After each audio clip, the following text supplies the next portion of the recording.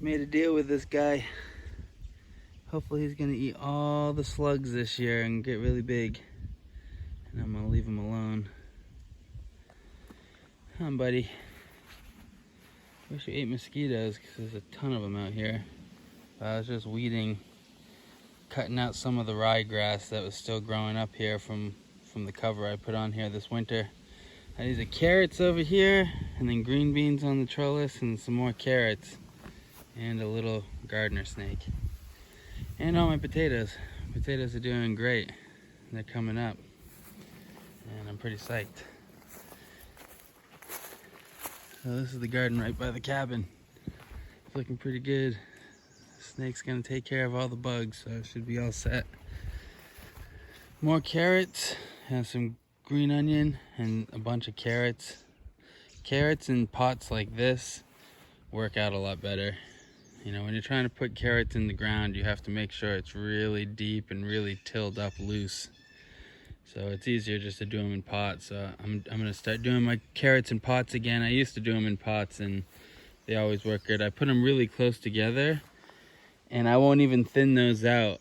They'll just grow really close together and it will make like maybe finger size, maybe 2 finger size at the most, but probably they'll mostly be like finger size and about like 10 inches long, and those cook up on the grill really quick. So that's how I like them, and you have to plant them kind of close to keep them, to make them grow like that.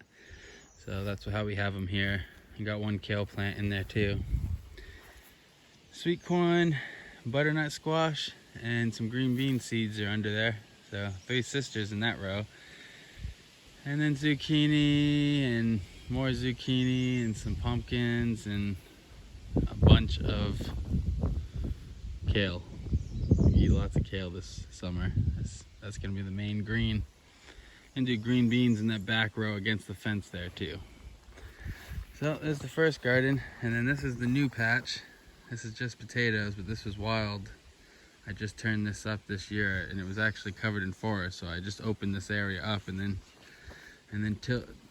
made some rows here. There's a lot of poison ivy or poison sumac growing up here, so I just got to keep cutting that back. And there's ferns and everything coming up because the first year when you make a garden out in the woods, obviously you still have a lot of seed and everything that comes up from that. The grass will suppress all the small light seeds, keep them from growing, but stuff like the ferns, and so like the ferns are actually like a rooted in annual thing that comes up every single year, you know, kind of like a bulb, but it's not a bulb. So I actually will have to pull those up and dig them up. Like I'll see where they all come up, like there's 1 or 2, 3 there. I have to dig those up and pull up the whole root if you don't want them to come back. And then there's just a bunch of seed stuff will come up and we'll just pull that out.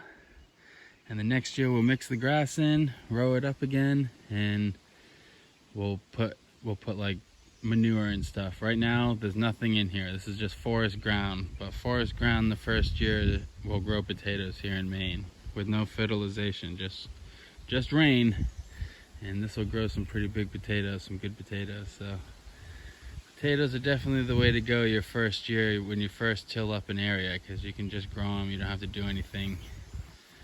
And then the second year you'll till in all this grass and it'll build up the soil that you have there, and you can put some manure in there and chicken poop, and then you'll be good to go.